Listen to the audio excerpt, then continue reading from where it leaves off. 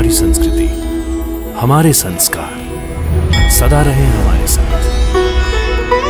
भारत के महान ग्रंथों और काव्यों का संपूर्ण संकलन। सब्सक्राइब करें तिलक। प्रार्थना की खुशबू, साइकिल प्योर अगरबत्ती।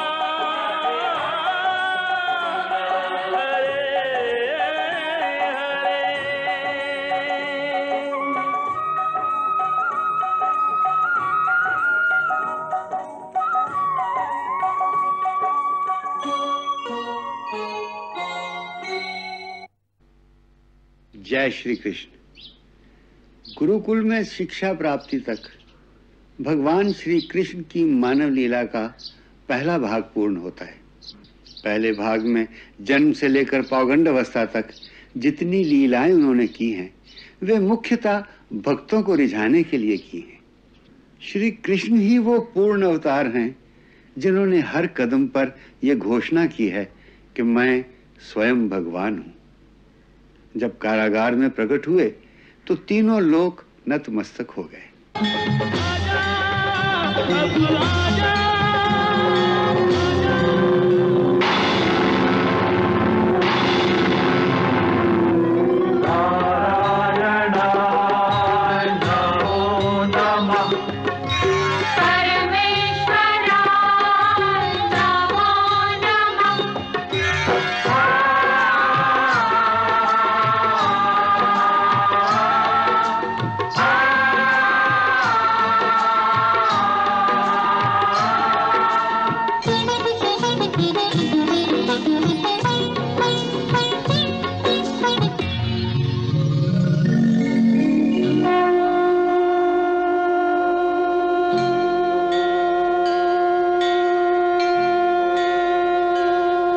बालपन की हर अवस्था में चमत्कार दिखाते रहे और कंस के भेजे हुए दैत्यों का संहार करते रहे।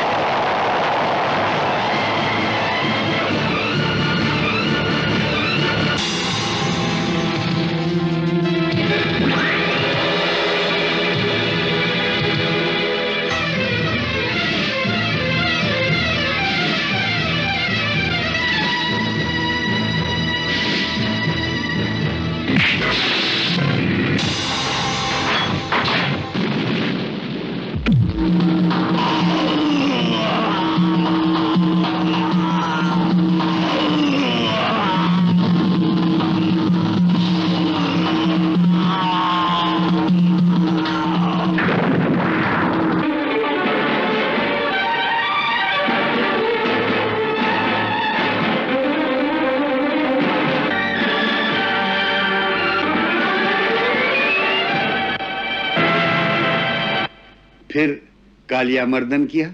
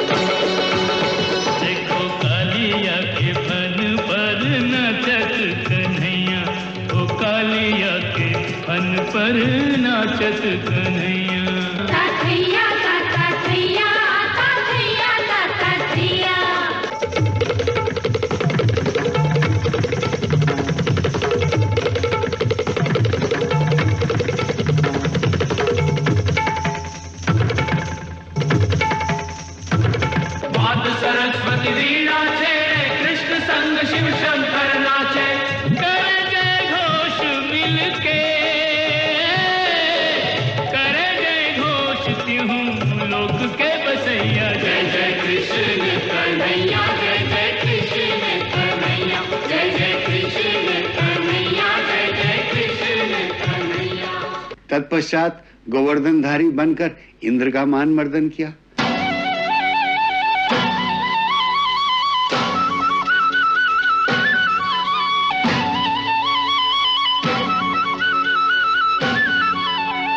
हे प्रभु, आप अपने स्नेह से मुझे क्षमा कीजिए। ब्रह्मा का मान मर्दन किया। श्री कृष्ण प्रेम के अवतार हैं। ये सिद्ध करने के लिए उन्होंने राधा और गोपियों के साथ एक ऐसी अलौकिक प्रेम लीला रचाई जिसमें प्रेम और भक्ति की सीमाएं एक दूसरे में इस प्रकार ओतप्रोत हो गई कि प्रेम और भक्ति में अंतर करना असंभव हो गया।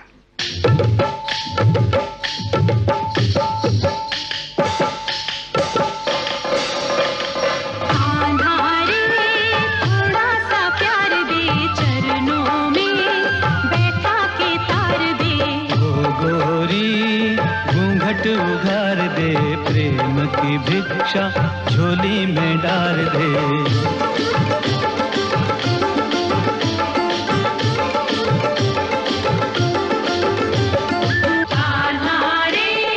थोड़ा सा प्यार दे, चरणों में बैठा के तार दे। सृष्टि के कण कण में इसका आभास है।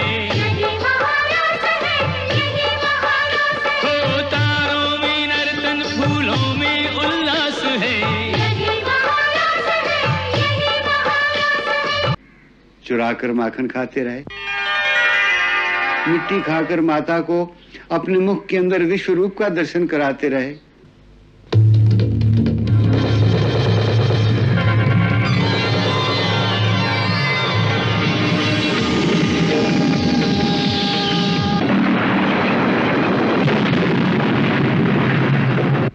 कभी जो स्वयं राधा का वेश धरकर राधा को रिझाते रहे। आजा रे कन्हैया, तो है राधा बना दूं। लो, बन गया ना पूरी राधा। इन लीलाओं में लालित्य है, माधुर्य है, भावुकता का रस है, प्रेम की पीड़ा का एक गूढ़ आनंद है। आगे चलकर अब जीवन का दूसरा पहलू दिखाई देगा जिसमें राजनीति के दाव पेच हैं। रण क्षेत्र में अर्जुन को गीता का उपदेश देते हुए उन्होंने अपने अवतार के 3 मुख्य प्रयोजन बताए हैं। परित्राणाय साधूनाम, विनाशाय च दुष्कृताम, धर्म संस्थापनार्थाय संभवामि युगे युगे। राधा को रिझाते रहे वही कृष्ण अब कवच पहनकर दुष्टों का काल बनकर रण क्षेत्र में उतरने जा रहे हैं। यहाँ से उनके इस अवतारी जीवन का दूसरा भाग प्रारंभ होता है, जहाँ से उनका जीवन प्रेम और भक्ति के क्षेत्र से निकलकर राजनीति और कर्मयोग के क्षेत्र में प्रवेश करता है, जिसमें राजनीति के दाव पेच है। अब उन्हें सांसारिक धर्मों को निभाने के कठिन मार्ग पर चलना है और अपने भक्त एवं सखा अर्जुन के माध्यम से संसारियों को निष्काम कर्म योग की शिक्षा प्रदान करनी है। यहाँ तक हाथ में मुरली थी, परंतु अब समय की मांग के अनुसार मुरली छोड़कर सुदर्शन चक्र धारण करना होगा। दुष्टों के विनाश का कार्य जो कंस वध से आरंभ हुआ है, उस कठोर कर्तव्य को अब उन्हें पूरा करना है। कंस के बाद अब जरासंध की बारी है। जरासंध को कंस के मारे जाने का समाचार तब मिला जब उनकी दोनों पुत्रियां विधवा होकर वापस मगध में अपने पिता के पास पहुंची। इस सूचना से जरासंध एक घायल शेर की भांति बिफर गया।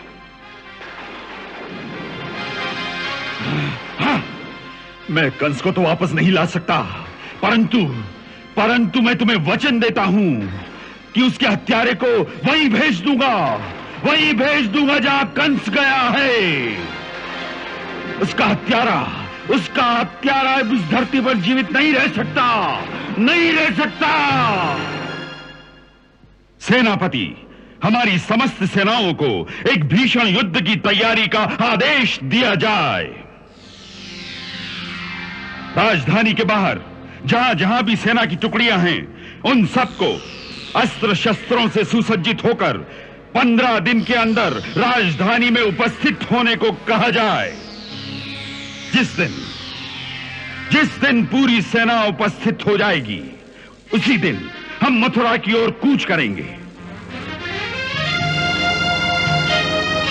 हम जानते हैं कि मथुरा नरेश की थोड़ी सी सेना को हराने के लिए हमें अपनी इतनी विशाल सेना को ले जाने की आवश्यकता नहीं है, परंतु हम केवल मथुरा की सेना का ही नाश नहीं करना चाहते, बल्कि समस्त मथुरा वासियों की हत्या करना चाहते हैं। हत्या। इसलिए हमें इतनी विशाल सेना की आवश्यकता है। हम चाहते हैं कि जिन मथुरा वासियों ने हमारे जवाई महाराज कंस की हत्या हो जाने पर उसके हत्यारे की जय जयकार के नारे लगाए थे, उनमें से कोई भी इस धरती पर जीवित ना रहे। मथुरा की गलियों में बच्चा, बूढ़ा, स्त्री, पुरुष कोई भी जीवित न दिखाई दे। हम इस धरती को यादों से विहीन कर देना चाहते हैं ताकि समस्त यदुवंशियों का नाम इतिहास के पन्नों से मिट जाए। इसके लिए हमें इतनी विशाल सेना की आवश्यकता है जो समुद्र की लहरों की तरह उस नगरी को उसी के नागरिकों के रक्त में डुबो दे। बस हाँ, हमारी आज्ञा का पालन हो।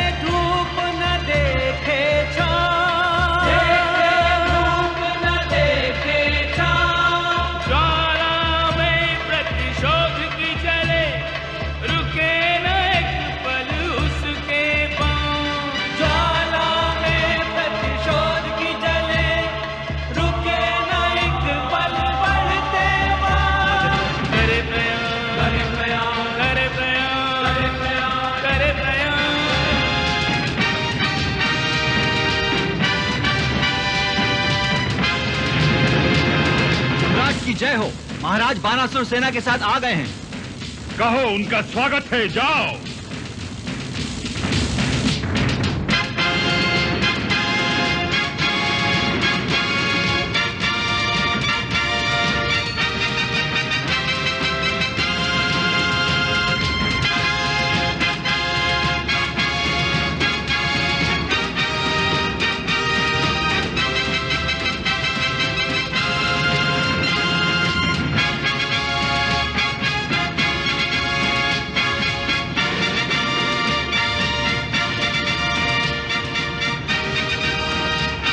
शल्य की सेना भी आ गई है। मद्र नरेश को हमारा नमस्कार कहो, जाओ।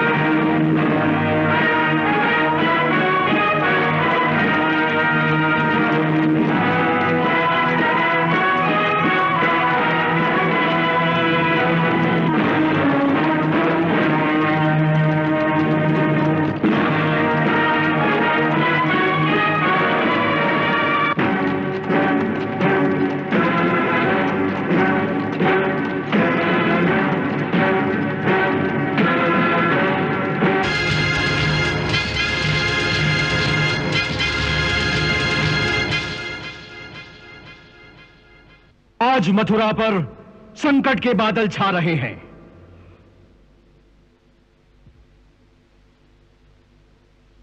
अक्रूर जी के गुप्तचरों ने सूचना दी है कि कंस की हत्या का बदला लेने के लिए उसके श्वशुर मगध नरेश जरासंध ने एक विशाल सेना के साथ मथुरा की ओर कूच कर दिया है। दूतों का कहना है कि जरासंध के साथ उसके कई मित्र राजाओं की सेना भी आ मिली है। इतने बड़े संकट से मथुरा की रक्षा कैसे की जाए, इसी पर विचार करने के लिए आज ये सभा बुलाई गई है।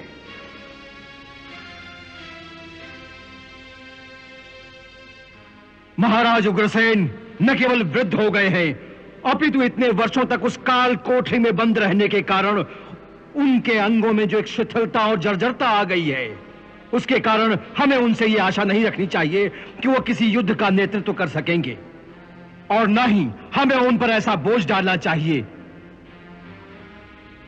ऐसी परिस्थिति में हम सबको मिलकर ही इस राज्य की रक्षा करनी होगी। इसीलिए आज आप सब लोगों को यहां बुलाया गया है, और आज उपस्थित यहां समस्त विष्णुवंशी, शूरवंशी और अंधकवंशी सरदारों से हम यही अपेक्षा करते हैं कि इस गंभीर समस्या का समाधान करने के लिए वो हमारा मार्गदर्शन करेंगे।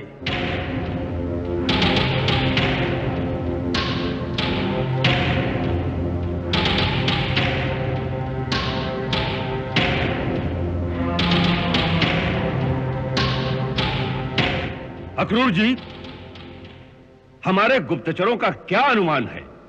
जरासंध के साथ कुल कितनी सेना है? हमारे गुप्तचरों का कहना है कि जरासंध के साथ कई अक्षौहिणी सेना है, जिसकी गिनती करना असंभव है महाराज।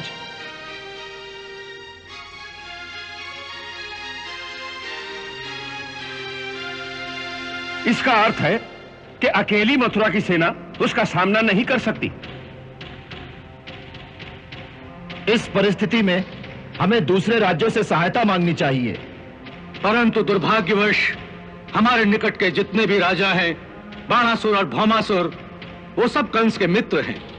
वो हमारा साथ नहीं देंगे, बल्कि मथुरा की लूट में हिस्सा बटाने के लिए वो इस समय जरासंध के साथ मिल जाएंगे। ऐसी परिस्थिति में हमें दूसरों का सहारा ढूंढने की जगह अपने आत्मबल पर विश्वास करना चाहिए। हमें स्वयं यह निश्चय करना चाहिए कि हम अपनी शक्ति से उसका मुकाबला करेंगे। ये निश्चय करना तो सहज है, परंतु ये भी सोचिए कि उसका परिणाम क्या होगा। जो योद्धा पहले से ही परिणाम की सोचकर युद्ध क्षेत्र में जाता है, वो युद्ध में कभी जीत नहीं सकता। इसीलिए क्षत्रिय को केवल एक ही धर्म सिखाया जाता है कि जब देश की रक्षा का प्रश्न हो तो वो उसे अपना कर्तव्य समझकर रण क्षेत्र में कूद जाए, फिर परिणाम भले कुछ भी हो। यदि वो युद्ध में मारा भी जाए तो भी उसे अपने धर्म का पालन करने का गौरव प्राप्त होगा।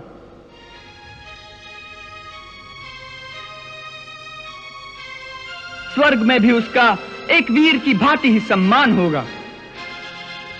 जिस युद्ध में जीतने की कोई संभावना ही ना हो, ऐसे युद्ध में कूदकर मरने को वीरता नहीं, आत्महत्या कहते हैं। जिसे आप आत्महत्या कहते हैं उसे बलिदान भी तो कह सकते हैं। शब्दों के हेर फेर से परिस्थिति नहीं बदल जाती। मेरे विचार में आज जो परिस्थिति है उसमें ऐसी मूर्खों वाली वीरता की बजाय राजनीति का प्रयोग करना चाहिए। और इस समय राजनीति यही कहती है कि महाराज तत्काल अपनी महामंत्री को जरासंध की सेना में भेजकर उससे संधि की प्रार्थना करें, जिससे यह विनाशकारी तूफान रास्ते में ही रुक जाए। यह कायरों की राजनीति है, वीरों की नहीं। अक्रूर जी, मनुष्य को इतिहास से भी कुछ सीखना चाहिए। ऐसे कई उदाहरण हैं जहां बड़े बड़े वीरों ने जब यह देखा कि शत्रु से मुकाबला नहीं हो सकता तो उसके सामने घुटने टेक कर उससे संधि कर ली, जिससे शत्रु मित्र भी हो गया और उनके प्राणों की रक्षा भी हो गई। ऐसे कई उदाहरण इतिहास में मिलते हैं।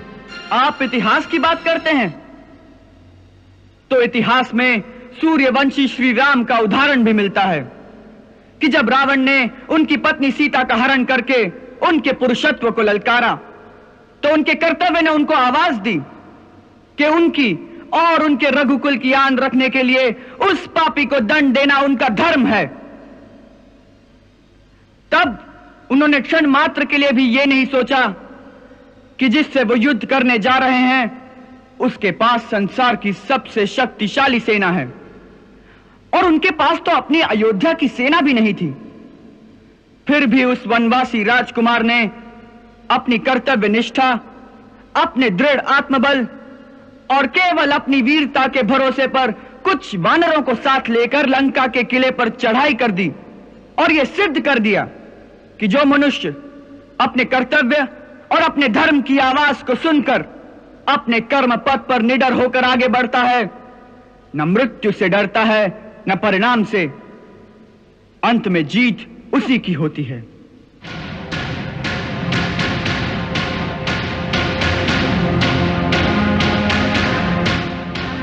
इतिहास हमें यही सिखाता है महाराज कि हमें परिणाम की चिंता किए बिना ही अपने कर्तव्य का दृढ़ता से पालन करना चाहिए।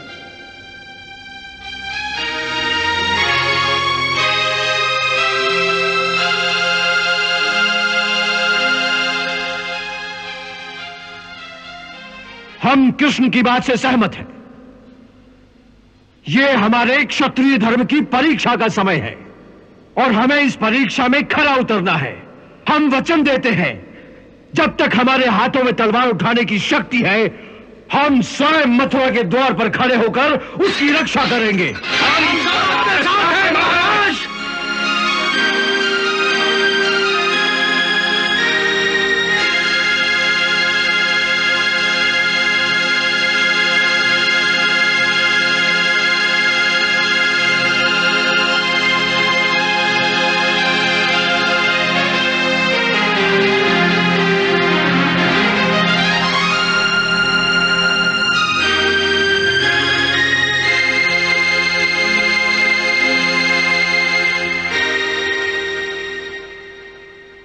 हम वचन देते हैं महाराज कि जब तक हमारे शरीरों में प्राण है शत्रु की तलवार आपको छू तक नहीं पाएगी।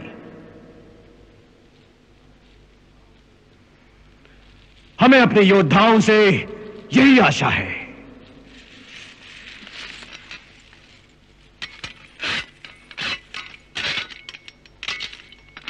फिर भी यदि आज्ञा हो तो एक और प्रार्थना करूं महाराज। अवश्य महाराज, मेरे विचार में एक और योजना आई है। भले ही बाणासुर और भौमासुर हमारा साथ नहीं देंगे, परंतु हमारे हमसाए में इंद्रप्रस्थ का विशाल साम्राज्य भी है। उनके पास बड़ी शक्तिशाली सेना भी है, जिसमें भीष्म पितामह और द्रोणाचार्य जैसे महान धनुर्धर और महारथी भी हैं। इंद्रप्रस्थ में आपकी पुत्री और कुमार वसुदेव की बड़ी बहन महारानी कुंती भी रहती हैं।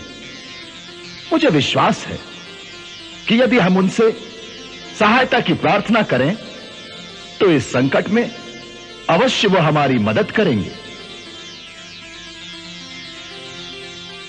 यदि आप कौरवराज धृतराष्ट्र के पास अक्रूर जी को आज ही भेज देंगे तो मथुरा के इतना निकट होने के कारण उनकी सेना ठीक समय पर यहां पहुंच सकती है।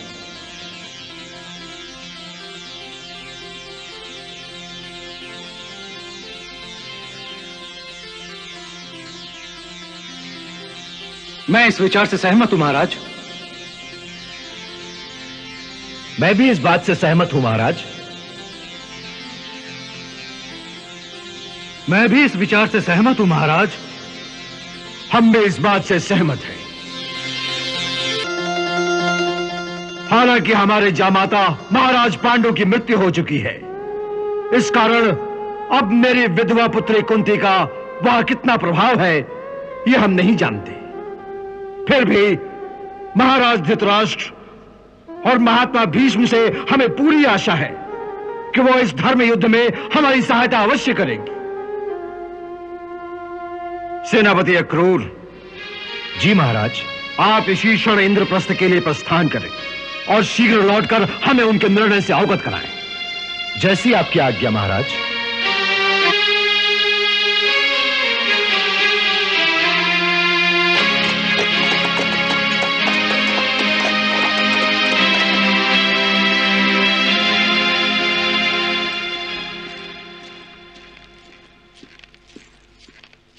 अक्रूर जी,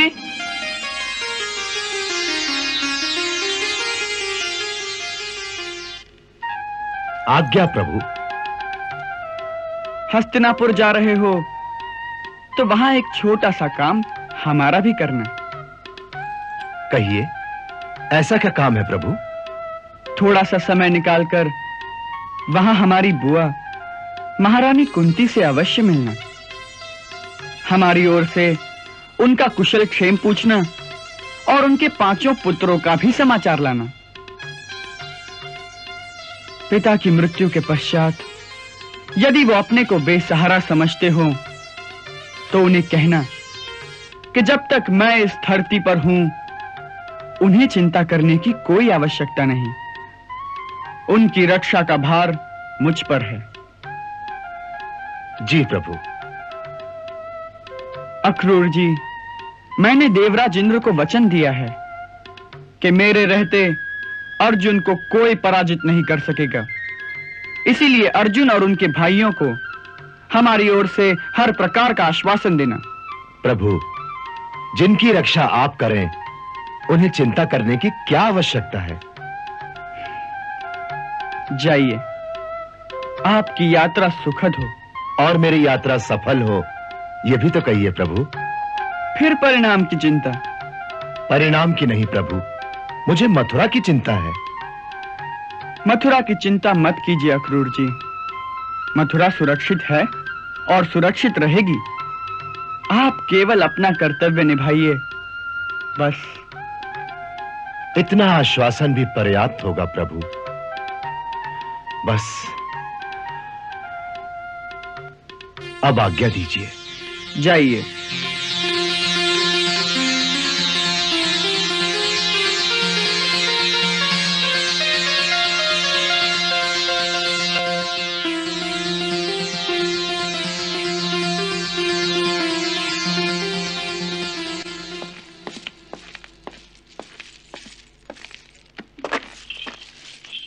चलो सारथी।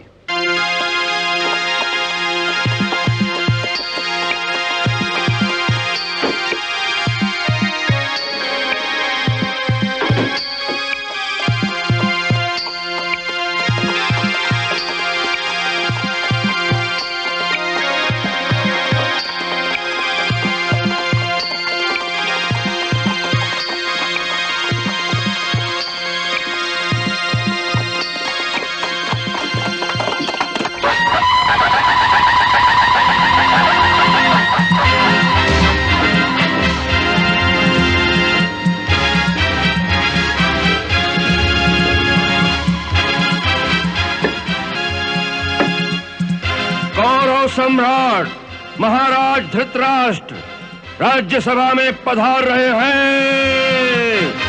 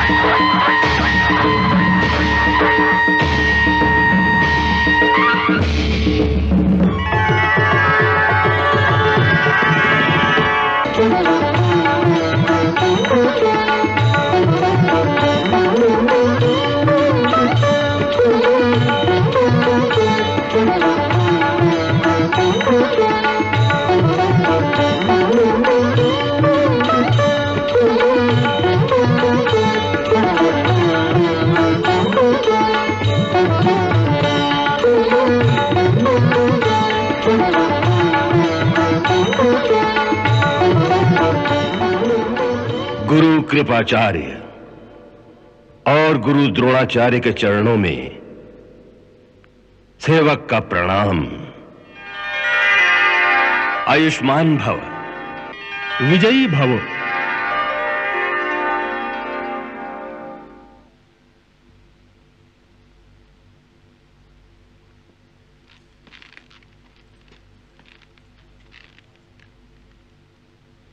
तात श्री भीष्म के चरणों में विचित्र वीर्य पुत्र धृतराष्ट्र का प्रणाम स्वीकार हो। यशस्वी भव।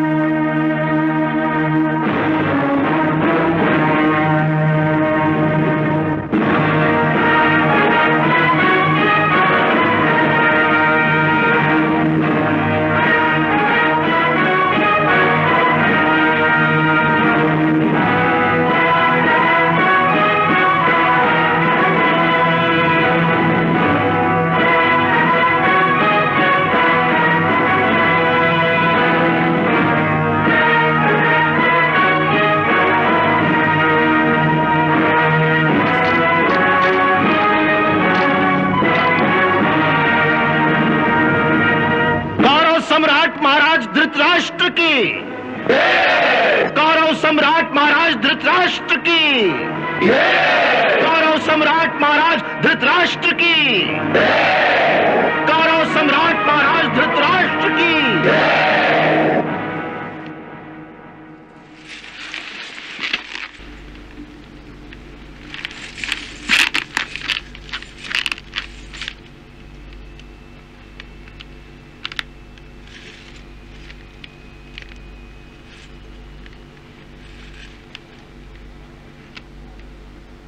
महाराज, मथुरा नरेश महाराज उग्रसेन की ओर से एक विशेष संदेश लेकर उनके राजदूत आपकी सेवा में उपस्थित हुए हैं। यदि आप अनुमति दें तो उन्हें दरबार में बुलाया जाए। अवश्य। क्षमा करें महाराज, उसे यहां बुलाने से पहले हमें इस बात पर विचार करना चाहिए कि मथुरा से इस प्रकार किसी राजदूत का अकस्मात यहां पर आना कोई साधारण बात नहीं। उसके आने का प्रयोजन क्या है? और वो जो आया है वो वहां का कोई साधारण राजदूत है अथवा कोई विशिष्ट व्यक्ति? महामंत्री विदुर, आपने महाराज को इस बात से अवगत नहीं कराया कि वो जो आया है वो है कौन? कौन है?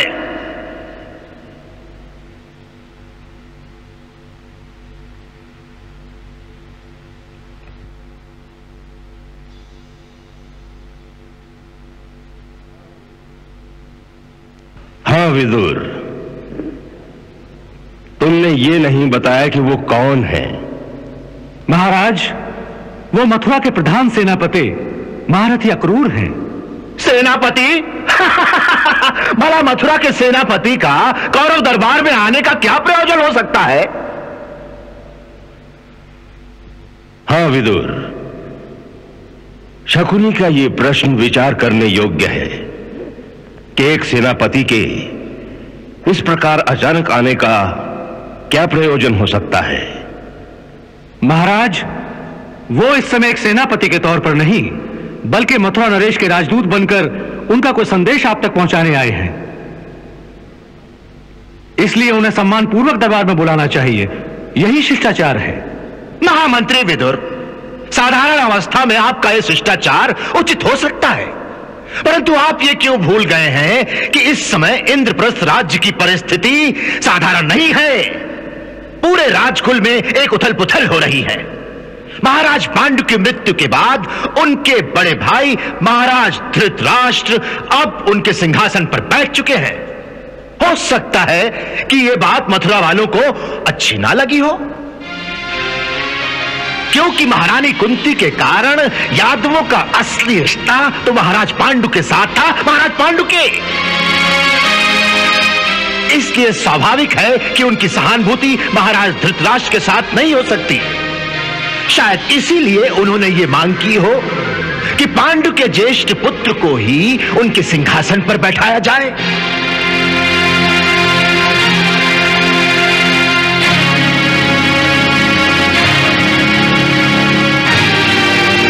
इसलिए महाराज, मैं कहता हूं कि इन सारी बातों पर विचार करके हमें यह निर्णय करना चाहिए कि यदि कोई उनकी ऐसी मांग हो तो उस मांग का हमें क्या और कैसे उत्तर देना है। इसके बाद ही आपको उनके राजदूत से भेंट करनी चाहिए महाराज। हाँ,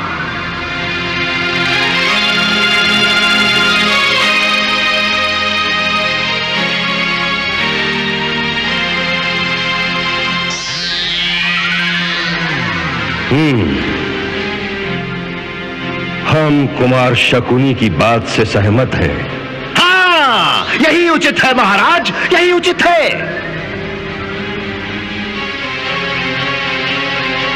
द्वारपाल,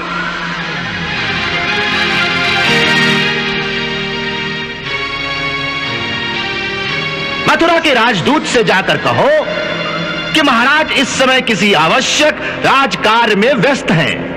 वे अतिथि गृह में जाकर विश्राम करें।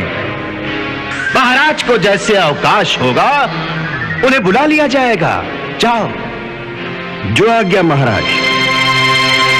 ठहरो।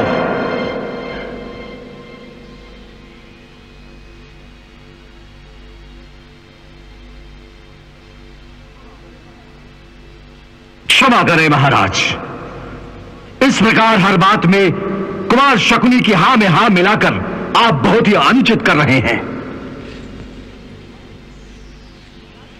अरे, राज्य सभाओं की अपनी एक मर्यादा होती है, वहां राजदूतों को इस प्रकार तिरस्कृत नहीं किया जाता, भले ही वो शत्रु के ही भेजे हुए क्यों ना हो।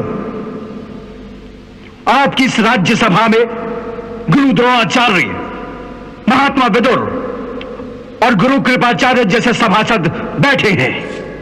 इनकी बुद्धि, नीति और बल पर आपको विश्वास होना चाहिए। यह आपको हर परिस्थिति में उचित परामर्श देंगे और आपको धर्म का मार्ग बताएंगे। ऐसी स्थिति में आपको किसी भी राजदूत से इस प्रकार डरने की आवश्यकता नहीं। इसलिए मेरी यही प्रार्थना है कि अक्रूर जी को राज्यसभा में आने का अवसर दिया जाए, परंतु और हां, यदि आवश्यक होगा और बात बहुत गंभीर होगी तो उससे यह कहा जा सकता है कि विचार विमर्श के पश्चात हम उसे दूसरी भेंट करेंगे, परंतु पहले उसे अपनी बात कहने का अवसर तो दिया जाए।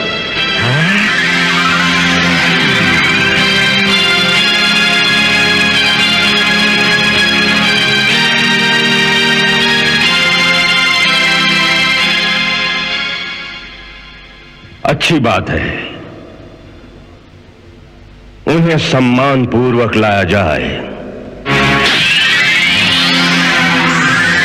जो आज्ञा महाराज।